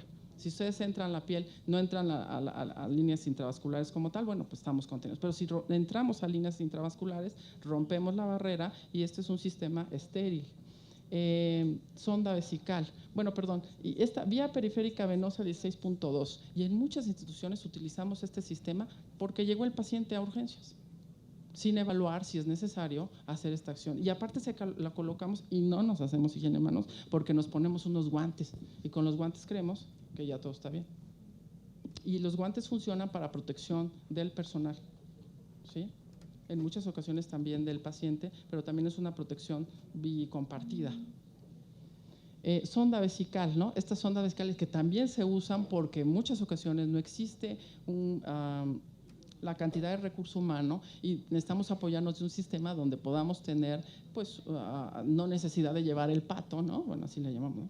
No necesidad de llevar esta herramienta para que el paciente la use y al final, dentro del programa de prevención de sonda urinaria, tiene que ver mucho este punto. Si ustedes ven, piénsenlo, a lo mejor analícenlo un poco en sus instituciones o en sus áreas donde laboran. Si ustedes van ahorita a urgencias, vean cuántos pacientes tienen una sonda urinaria y si es necesario que tengan esa sonda urinaria. Ese es del 12.8, el catéter central es de 12%. Esto necesitamos todavía más finura en nuestro país. Necesitamos saber la tasa de infección o la tasa de incidencia por días procedimiento. Es necesario saberla porque es la única manera de que yo me compare con alguien. Si no, con estos datos no me puedo comparar con ningún lugar del mundo. Entonces, esto necesitamos más finura y ya se está trabajando en ello. La que sigue, por favor. ¿En qué servicios se encontró más infecciones? Medicina interna con 25.8, cirugía general con 18% y unidad de terapia intravenosa de adultos con 11.1. Medicina interna, ustedes dirían, normalmente, si ustedes ven indicadores internacionales, ustedes ven que las áreas de terapia es donde mayor infecciones tenemos, ¿no? Y uno diría, ¿por qué aquí tenemos más en la terapia, de medicina interna? Es muy fácil responder. Si ustedes van a las áreas de hospitalización, hablando de hospitales, segundo, tercer nivel, hay pacientes que tienen apoyo de terapia intensiva, pero en medicina interna, porque no existe la capacidad. En cualquier hospital sucede esto. Entonces dirían, ¿por qué medicina interna? ¿No? Son pacientes que no tendrían por qué tener tanto invasivo, pero esto es lo que ocurre. Esta es la realidad que ocurre en nuestro país. ¿Qué más? Frecuencia, bacteremia, 23.4. O sea, bacteremia son las infecciones de líneas intravasculares. Pueden ser bacterias o pueden ser hongos, ¿sí? No es exclusiva solamente bacteria, pero bueno, es algo que así lo han manejado. Neumonías, infección de vías urinarias y infección de herida quirúrgica. Así es como esta muestra, diríamos, esta muestra del país le da información al Sistema Nacional de Salud. La que sigue, por favor. ¿Y qué agentes etiológicos tenemos? De todas estas infecciones, solo el 50% se pudo tener un resultado de un microorganismo. ¿Y qué tendencia tenemos ascendente? E. coli, Klebsiella pneumoniae, Acinetobacter baumannii y Pseudomonas aeruginosa. Ese es el grupo que tenemos. Aquí todavía no vimos la finura, aunque sí está, de qué resistencia hay. E. coli, la mayoría ble. Y en muchas instituciones tenemos E. coli ble. Aunque en muchas, y gobierno, el problema no es E. coli ble, ¿no? Sino puede ser KPC o las Pseudomonas aeruginosas multidrogoresistentes. Esta información todavía necesitamos saber más y también saber si tienen programas ya de uso racional y cómo está impactando en este indicador, ¿no? La que sigue, por favor. Esta es la infección de torrente sanguíneo, un total de 13.969, la tasa de letalidad de esta información 2014 es de 7.5 por cada 100 casos, se dividió entre bacteremia no demostrada, 33.6, bacteremia primaria, 31.8, y la tasa de letalidad por cada uno de ellos, ustedes la observan aquí, al final. Recuerden que esto es una sola muestra, hay otros estudios que se han hecho donde se han encontrado una tasa todavía mayor que la que tiene la ROVE. Acaba de haber un estudio, bueno, hace 2 años, que hizo la MENCO Nutrición y la Subsecretaría de Desarrollo, donde la información todavía se triplica este indicador. La que sigue, por favor. Neumonías. Aquí todavía tenemos global neumonías, y neumonías estamos entre neumonías asociadas a ventilación y neumonías nosocomiales con tal. Y es totalmente diferente porque la asociada a ventilación tenemos invasivos, ¿no? Les damos apoyo ventilatorio y también ahí existen paquetes o bundle donde está incrustado hacer higiene de manos y hay que supervisarlo. Esta tasa de letalidad es 10.4 por cada 100 casos, hay 11.930 neumonías, 36.6 tenía factor de riesgo de asistencia mecánica a la ventilación, aquí ya está separado, el porcentaje es de 38.6 para NAF y en el 42.2 se identificó el agente etiológico. Por muchas situaciones puede ser, por no tener un área de microbiología puede ser, aunque dentro de la ROVE se pide que se tenga un área de microbiología para que tú estés dentro del sistema. La que sigue, por favor. Infecciones de vías urinarias, 9.466 casos, 62.7 tenían como factor de riesgo colocación de un catéter urinario. Y aquí se queda uno pensando, un grupo tenía un invasivo, ¿no? Un factor de riesgo, y otro grupo no tenía esto. ¿Pero qué más tenía? ¿Qué ocurrió en su atención? A lo mejor eran pacientes postrados con un pañal, muchas situaciones. La media de días con factor de riesgo, 12 días, 44.8 se identificó el agente etiológico. La que sigue, por favor. Sitio quirúrgico, bueno, ya lo van a revisar más puntual. Tasa de letalidad general 2.9 por cada 100 casos. Todavía no te llegamos a esa finura de qué tipo de cirugía fue. 9.182 casos en total, 45.1 se presentó una cirugía electiva, 37.3 en cirugía de urgencias y 17.6 se desconoce. Faltó información. Y esto es importante saber si fue de urgencias o fue electiva, ¿no? Porque cuando es electiva tenemos toda una estructura para la prevención como tal, que cuando es urgencias, por la situación puede ser diferente. Pero aún así falta información, mucha información. La que sigue. El estudio CENIC, bueno, aquí así se ve. Nada más para terminar, yo quiero puntualizar por el tiempo en la vigilancia epidemiológica.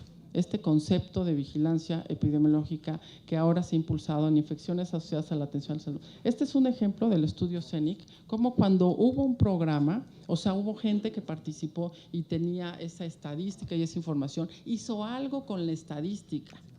O sea, lo importante es tener un programa, tener información y después hizo algo, no venirle a presentar a un foro, sino hizo programas relacionados. O Seguramente esto sucede en muchos hospitales, pero al final esto es importante porque en nuestro país todavía de repente la vigilancia epidemiológica se tiene el concepto que solamente la estadística. Pero el que esté en vigilancia epidemiológica debe saber que esa estadística le tiene que funcionar para hacer algo. Si con esa información no hace nada, estamos muchos en la vigilancia epidemiológica de nuestras áreas de epidemiología. La que sigue, por favor. Para finalizar.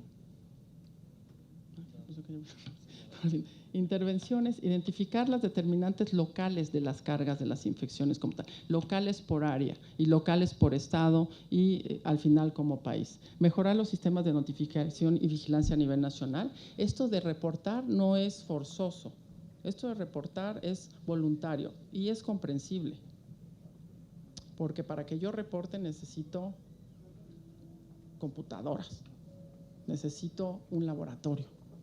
Si yo no cubro esto, ¿cómo yo solicito esto? Y la legislación, somos gobierno al final, entonces esto es complicado. Entonces ahora sí que tenemos lo que podemos, ¿no? Pero necesitamos más.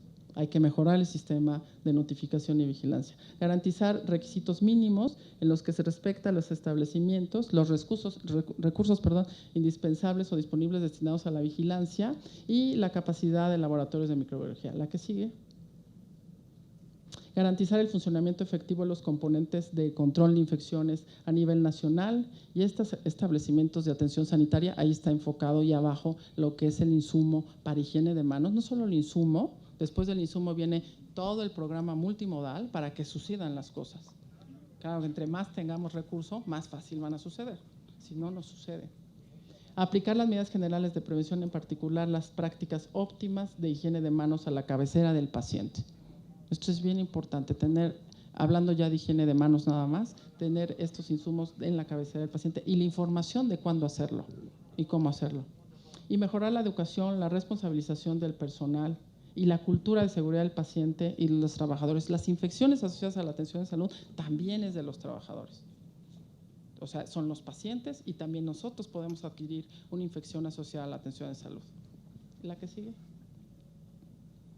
Realizar investigación para adaptar y validar protocolos que puede haber en otro área. Este mismo uso racional de antimicrobianos se debe adaptar a nuestra epidemiología hospitalaria, a nuestra microepidemiología hospitalaria. Se tiene que adaptar a nuestras guías, a tener guías dentro de la institución para decir, esta infección, usted tiene que utilizar este antibiótico y hacer un proceso de desescalación. Realizar programas de participación de los pacientes, creo que ahora los pacientes cada vez participan más, sus familias en la notificación y control. ¿La que sigue? ¿La que sigue?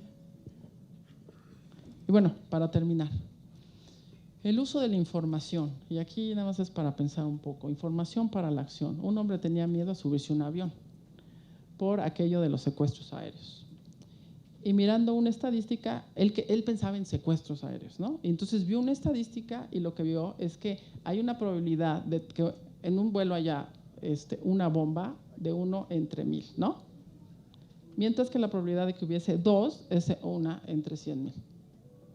Entonces lo que hizo fue, pues ya iba una bomba. La estadística funciona, la vigilancia epidemiológica da información y esta tiene que ser analizada correctamente para poder aterrizar. Higiene de manos es un programa importante, pero que tiene que ir incrustado con otras cosas alrededor para que funcione. Gracias. Desde luego, fuerte el aplauso para la doctora Roxana Trejo González. En estos momentos recibe su reconocimiento por parte de la doctora Lilia Cote Estrada por acompañarnos dentro de este foro. Le comunicamos a nuestros ponentes que finalizando la cuarta ponencia realizaremos nuestra sesión de preguntas y respuestas. Las infecciones de sitio quirúrgico son las infecciones hospitalarias más frecuentes. Su abordaje es complejo. Este tema será expuesto por el doctor Héctor Noyola Villalobos. Muy buenos días.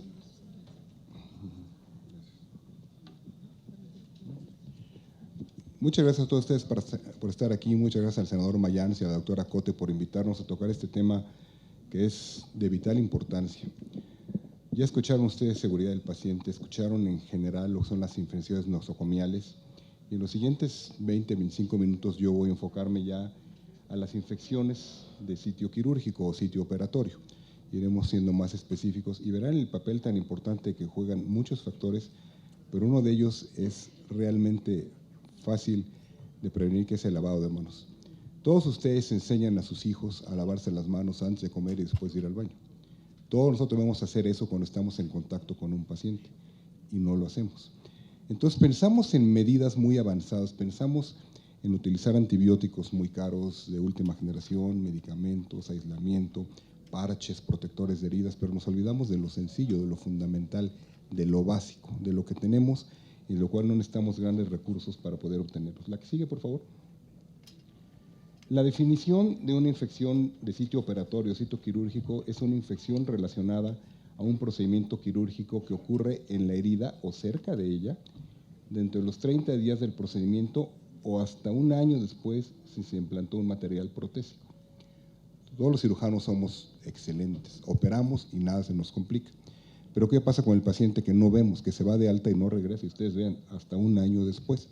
Nosotros suponemos que está bien, lo cual no quiere decir que esté bien, porque si regresó con otro médico o regresa a mi mismo hospital, pero ve a alguien más, yo no sé si tuvo o no una infección. Y esto que ustedes ven aquí, esta infección, la que sigue, cambia totalmente el panorama de este paciente. La que sigue, por favor. La clasificación de la infección del sitio operatorio puede ser de la piel, que son fácilmente reconocibles.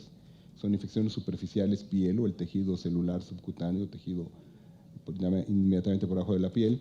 Una infección profunda, cuando es en músculo, en las fascias aponeuróticas, o cuando es una infección de órgano o espacio anatómico, es cuando hay peritonitis, cuando hay infección de cavidades, y todas ellas son importantes, algunas mucho más sencillas de tratar de otras, pero todas en general, la que sigue, comparten la misma problemática de la cual hemos estado comentando esta mañana. La que sigue, por favor. ¿Qué impacto tienen?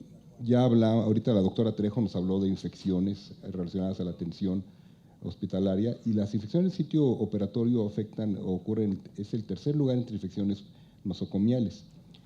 Aumenta la estancia intrahospitalaria de 4 a 26 días y se prevé que estas son prevenibles en una gran parte de los casos. Y ya estaremos viendo cómo esto incrementa una cantidad de cosas que mencionaré adelante. La que sigue, por favor. Algo muy importante es que realmente desconocemos la tasa real de cada hospital. La doctora Trejo ya nos comentaba, pásame la que sigue, por favor, que hay algunos números de los que se han reportado, pero no hay una estadística real que debe ser determinada por cada hospital. ¿Por qué? Porque cada hospital es diferente. Incluso dentro de la misma institución, los hospitales no somos iguales. Y depende mucho, lo veremos, del número de camas, del número de médicos, del número de especialidades, y ustedes verán adelante qué cirugías tienen más potencial de infectarse. Entonces, afortunadamente, tenemos que recurrir a lo que sí está reportado en otro país. Y sabemos, por ejemplo, que en Estados Unidos la infección del sitio operatorio ocurre en de 2 a 5% de los pacientes, y que este país asciende a $500,000 millones en un año. Esto aumenta los días de hospitalización, aumenta la morbilidad, porque un paciente, nada más por el hecho de estar infectado y de estar más tiempo en el hospital, ya tiene riesgo de adquirir otras infecciones más allá de las del sitio operatorio. Ya hablamos de neumonías, ya hablamos de infecciones de las vías urinarias. Entonces, esto aumenta también el porcentaje de muertes y el costo es muy elevado. La que sigue, por favor. Una más, la que sigue. Entonces, incrementa los días de hospitalización, y con esto, algo no medible es que ustedes todos han estado en hospitales. ¿Cuántos pacientes están solos y cuántos tienen a alguien que los está vigilando, un familiar continuamente? Entonces, costo hospitalario es el costo del familiar que está con él, lo que invierte en trasladarse al hospital, lo que pierde en trabajo por estar cuidando al paciente, lo que pierde el paciente estando en el hospital. Entonces, un paciente que nosotros operamos y que le decimos que va a estar en el hospital 1 o 2 días porque lo voy a operar de una hernia, que es algo prácticamente ambulatorio, o 24 horas de hospitalización, regresa al hospital, está 7 días, está con antibióticos, estamos haciéndole curaciones, utilizando antisépticos, utilizando parches protectores de herida, retarda o hay un aumento en el tiempo en el que retorna a actividades normales, reingresa al hospital, la que sigue, y todo esto, ¿qué genera? Costo. La que sigue, por favor. Costo, costo, costo. Las heridas, cualquier herida que nosotros los cirujanos hacemos, se pueden clasificar en estos 4 tipos. Una herida limpia, que son heridas quirúrgicas no infectadas en las que no hay inflamación, en las que, por ejemplo, una reparación de hernia, una biopsia, no hay contacto con fluidos, y estas en general tienen una tasa de infección de 1 a 5.4%. Las limpias contaminadas, como sería una colistectomía, una infección de 2.5 o 9.5% de riesgo conocido, una herida contaminada, que son heridas abiertas, como trauma, como lesiones de tejidos muy grandes, quemaduras, va aumentando el riesgo, o heridas sucias como cirugía de colon, una peritonitis, en el cual el riesgo es más elevado. Estas, mientras aumente el grado de la herida en su clasificación, sabemos que tiene más riesgo de infecciones. Pero ¿qué pasa con estas? Que el riesgo es muy bajo. Si nosotros no somos cuidadosos, no conocemos los factores de riesgo, vamos a convertir un porcentaje de 1 a 5.4% en un 12.8 o más. Entonces yo estoy convirtiendo mi herida limpia en una herida que puede ser sucia o contaminada. ¿La que sigue? La que sigue, por favor. Entonces, ya vimos cómo pueden ser las heridas y cómo son las infecciones. Las superficiales son las más comunes, de 60-80%, infecciones profundas. Ya vimos que afectan las fascias y los músculos, o las relacionadas con órganos o cavidades son menos frecuentes y son más graves de tratar, ¿no? Y ya vimos, recuerden, desde que se opera hasta 30 días relacionadas con la cirugía, o hasta 1 año si tuvimos que poner una prótesis, como sería una cirugía de cadera, una interposición articular de rodilla, la colocación de un injerto vascular. Y nuevamente, esto hay que tenerlo en cuenta dentro de los sistemas de vigilancia hospitalaria y no atribuir al paciente que esté infectando por algún otro motivo. La que sigue, por favor. Entonces, ¿cuáles son los métodos de vigilancia para ver la infección en el sitio operatorio? Y es algo en lo que debemos enseñar a toda la gente que está trabajando con nosotros en los programas de cirugía. Los métodos directos, con una observación diaria por el cirujano y por su equipo, o por un grupo de vigilancia epidemiológica hasta 24 con 8 horas después de cirugía, y ya que el paciente se va de alta, los métodos indirectos, con un programa de vigilancia epidemiológica, con la revisión de la microbiología del paciente, con la comunicación con el cirujano, con la búsqueda de pacientes readmitidos, ver en todos los reingresos por qué se están reingresando. Si tenemos métodos para capturar a los pacientes en bases de datos electrónicas, estar la monitorización continua. Cuando la gran mayoría de estos pacientes quirúrgicos regresan a una revisión posoperatoria, a que se retiren puntos, a ver cómo están, y ahí es donde tenemos que ver y buscar estas infecciones y no sentirnos mal porque nos diga el Comité de Vigilancia Epidemiológica: doctor, usted está teniendo un número de infecciones elevadas. Al contrario, tendré yo que retroalimentarme y ver qué debo de hacer para disminuir esto y no sentirme ofendido porque ya vienen los de vigilancia epidemiológica, que no vean a mis pacientes, a qué vienen, no, ustedes nada más están... No, esto es en bienestar de todos. Entonces, tener datos automatizados y la vigilancia posterior al alta, que la pueden hacer nuestros residentes, la gente que está trabajando con nosotros, siempre pensando que esto es en beneficio de todos nosotros. ¿La que sigue? Entonces, ¿de qué depende que se infecte una herida? La incidencia de infección va a depender de muchas cosas, procedimiento específico, y veremos adelante una lista de qué procedimientos por su naturaleza tienen más. Ya hablábamos, cuando hablaban de hospital, de lo que es la seguridad del paciente, y la doctora Trejo, ¿qué tiene que ver el número de camas? Sabemos que los hospitales que tienen menor número de camas, menos de 500 camas, tienen una menor incidencia de infección del sitio operatorio comparados con hospitales que tienen más de 500 camas. Obviamente, de la experiencia del cirujano, y esto que es muy común en nosotros, hospitales escuela. Los hospitales escuela, que es algo que no podemos dejar de hacer, no podemos dejar de enseñar a los residentes a operar. Todos nosotros fuimos residentes, nadie llegó un día y le dijeron: tú ya eres cirujano y operas. Todos fuimos residentes. Estos hospitales tienen una incidencia mayor de infección en el sitio quirúrgico. Entonces, si sabemos esto, ¿qué tenemos que hacer? Nuevamente, retroalimentarnos y enseñar esto a nuestros estudiantes y a quien le está enseñando cómo prevenir las infecciones. Adelante verán algunas fotografías que dirán: bueno, algo está pasando y algo tenemos que hacer para prevenir esto. La que sigue, por favor. Esto es la probabilidad que tienen de infectarse las cirugías por su naturaleza. La cirugía abdominal, obviamente la de colon y la de estómago, pues tienen mayor porcentaje de infección, la hepatobiliar, pero miren, incluso las apendicectomías actualmente tienen menor incidencia de infección que algunas otras. el bypass coronario hasta 3.7%, la cirugía ginecológica como la cesárea 4.4%, y la cirugía de oftalmo o la cirugía ambulatoria raramente se infecta. Entonces nosotros, como veremos a continuación, si vemos que es una cirugía abdominal con más factores de riesgo, yo tendré que ser mucho más precavido junto con el grupo de gente que estamos manejando ese paciente para tratar de evitar una infección. ¿La que sigue? ¿Qué factores? Los factores vamos a dividir en los riesgos del paciente, los propios del hospital y los del medio ambiente. Del paciente, hay algunos contra los que no podremos luchar. No podemos luchar contra la edad del paciente. Si nos toca un paciente de una hernia que tiene 15 años, no es lo mismo a uno que tenga 70 o 75. Ya por la pura edad tiene mayor riesgo de tener infección. Diabetes, obesidad, tabaquismo, yo diría que son factores que hay que prevenir desde mucho antes y no cuando el paciente está llegando al quirófano. Eso es motivo de otras cosas y son factores que hay que prevenir. En algo es ya todo un sistema de salud para prevenir obesidad. Ya saben, somos el país con mayor índice de obesidad en el mundo. Todo lo que hay acerca de la diabetes y control de glicemia, tabaquismo que afortunadamente va en disminución, ver si el paciente está inmunodeprimido, desnutrido, si ha estado con colonización preoperatoria, si tiene alguna infección activa lejos del sitio operatorio, si ha tenido historias de infecciones, cirugía reciente, o si el paciente ha estado mucho tiempo en el hospital, ya también va a tener un riesgo mayor de infección. Entonces son los factores relacionados al paciente en los cuales, como les repito, algunos no podremos incidir en ellos, pero sí en esto tener mayor sospecha que puede tener un riesgo elevado de infectarse y sí en el manejo integral del paciente, pues ser coherente en cómo lo voy a manejar. ¿La que sigue?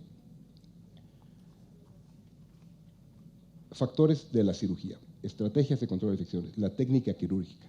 Debe ser depurado utilizando menos el cauterio, evitar cirugías prolongadas en un evento hospitalario ideal, con un quirófano, con todas las condiciones como lo piden ahora todo el sistema de certificación de hospitales, con un ambiente quirúrgico propicio, como lo veremos a continuación, una adecuada esterilización instrumental, una preparación preoperatoria del sitio quirúrgico, tanto en piel como en vello. Ustedes recordarán que hace años, a un paciente de cualquier cosa que íbamos a operar del hospital, le pedíamos que llegara ya rasurado. Eso aumenta la infección de herida. Ahora no se rasuran, se depilan y tienen que hacerlo de manera prácticamente inmediata a la cirugía, lo cual disminuye el índice de infección. Y lo que ya hemos visto, el lavado de manos, y este lavado de manos no debe ser únicamente preoperatorio. Hay que insistir mucho en el lavado de manos en todo el perioperatorio cuando vamos a tener contacto con los pacientes. Sabemos que los pacientes con hipotermia tienen mayor riesgo de infecciones, que el control glicémico es muy importante y en general valorar las condiciones de mi paciente como un todo. La que sigue. Y del ambiente quirúrgico ya les comentaba del depilado, del tránsito en quirófano. ¿Cuántos de ustedes que han estado en un quirófano ven que hay gente que está pase, entra, sale, llegan a preguntar algo? Cada gente que está entrando o un quirófano donde hay mucha gente, todo eso es foco de contaminación y hay que evitarlo, hay que prevenirlo. Uso excesivo de electrocauterio, utilización de prótesis, abuso con el daño tisular al estar operando, la presencia de transfusiones que no son necesarias ni modo, pero todo eso nos conlleva a mayor índice de infecciones y algo que es importantísimo, en la revisión de los pacientes, el lavado de manos. Y vuelvo al punto, ustedes ven que su hijo no se lava las manos de ir al baño y le están diciendo, pero ¿cuántos de nosotros vemos que un residente revisa a un paciente y no se lavó las manos antes y no le decimos nada? Entonces, cuidado, no lo toques y si lo vas a revisar, lávate las manos. Y si vas a revisarle la cama de junto, te las vuelves a lavar y al otro te las vuelves a lavar hasta que sea algo mecánico. Cuando ustedes manejan, no están pensando en que van a cambiar de primera a segunda, metiendo el clutch y sacando el acelerador, lo hacen automático. Tenemos que llegar al punto donde esta revisión y este lavado de manos antes de revisar a cada paciente sea automático, sin que estemos mecanizando nosotros el pensamiento y teniendo que, me voy a lavar las manos, pues lo voy a revisar. No, debe ser algo natural que tiene que salir espontáneamente. ¿La que sigue? Entonces, para la prevención tenemos que basarnos en las características microbianas y las características del paciente, en sus factores que ya vimos, y en las características quirúrgicas, tomando en cuenta la cirugía que yo voy a hacer y el medio ambiente del quirófano y del hospital en el cual estoy trabajando, de acuerdo a lo que vimos previamente. ¿La que sigue? Una más, por favor. Hay sistemas para calcular el riesgo quirúrgico del paciente de acuerdo a todos los factores que ya vimos. No necesitamos todo esto, con que lo sepamos y los residentes y los cirujanos de mi hospital sepan cuáles son los factores de riesgo, Yo no necesito tener un score electrónico para calcular el riesgo de infección del paciente. Si yo ya sé cuáles son mis factores de riesgo, sé cuál es mi técnica quirúrgica y sé cuáles son las cosas con las que cuento en mi quirófano, pues yo voy a decir, este paciente tiene alto riesgo, este tiene bajo riesgo, y yo voy a ser más enfático en prevenir la infección. ¿La que sigue? Entonces, la evidencia que hay en este estudio que se hizo en el 2012 por el Colegio Americano de Cirujanos, vio que había un porcentaje de admisión de hasta 27.3% en un hospital X. Entonces ellos dijeron, ¿qué tenemos que hacer? Tenemos que implementar un programa de seguridad integral para disminuir este porcentaje.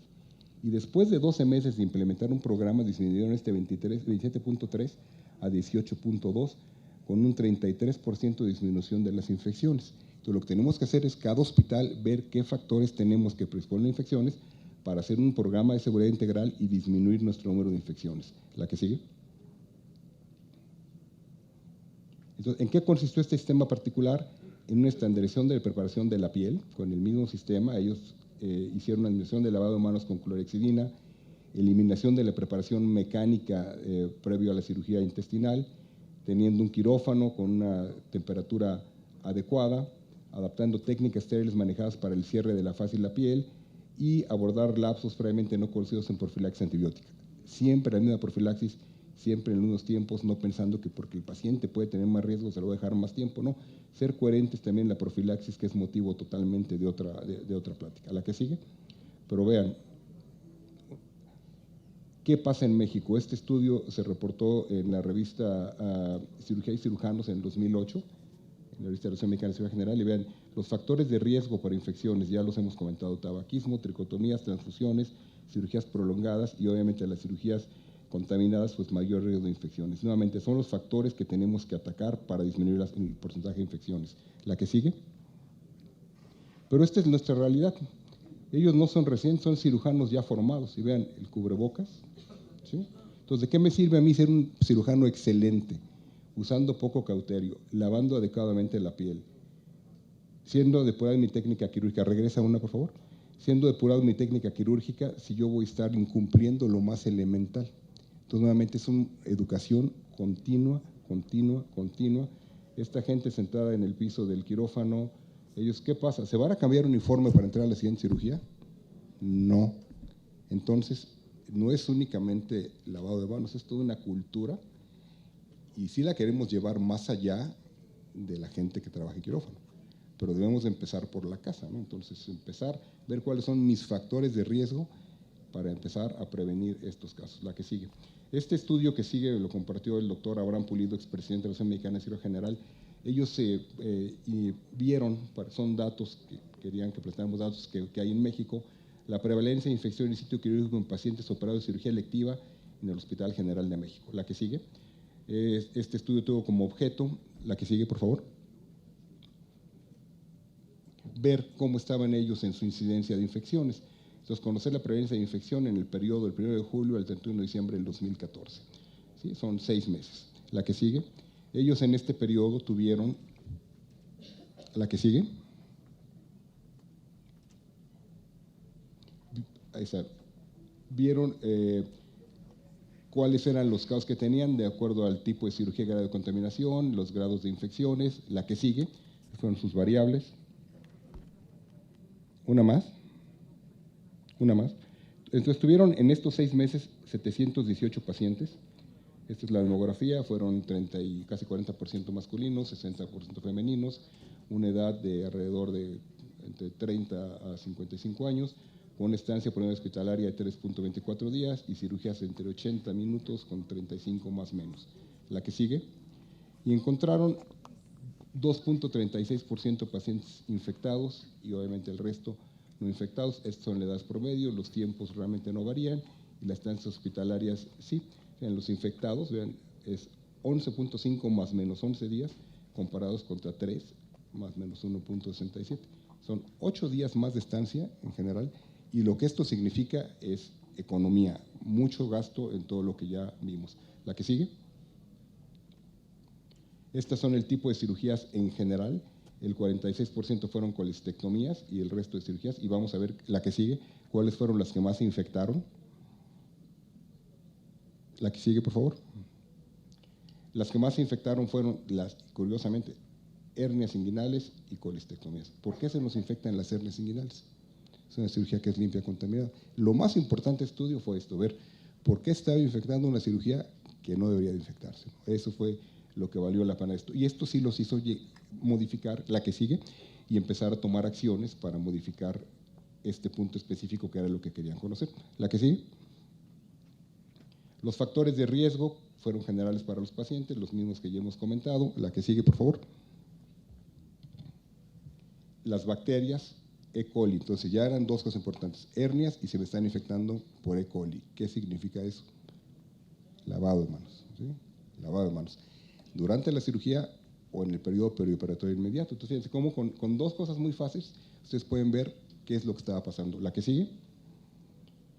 Entonces de esto pues ya tiene que hacerse en base a esto un estudio global, conociendo cuál es mi situación, haciendo un análisis, comunicando a todas las áreas involucradas, tomando decisiones con un líder y sin sentirse ofendidos, para mejorar todos con un trabajo en equipo de los médicos y todo el personal de salud que está involucrado, con el fin último de proporcionar seguridad al paciente. ¿Sí?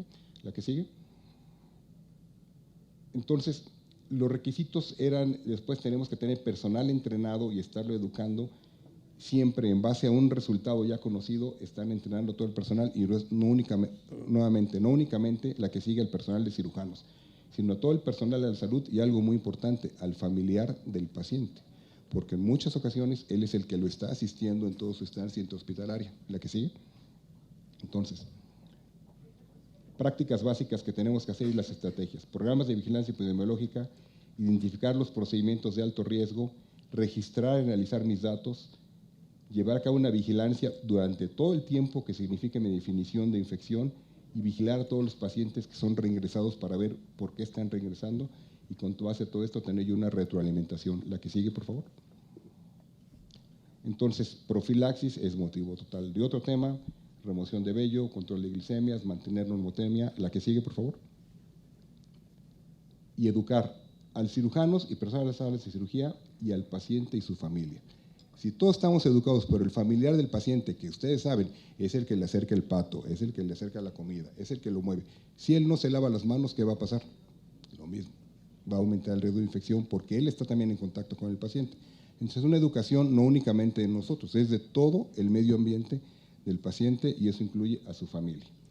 Y pues rendirle cuentas a quien tengamos que hacerlo dependiendo de donde estemos trabajando, ¿no? La que sigue, por favor.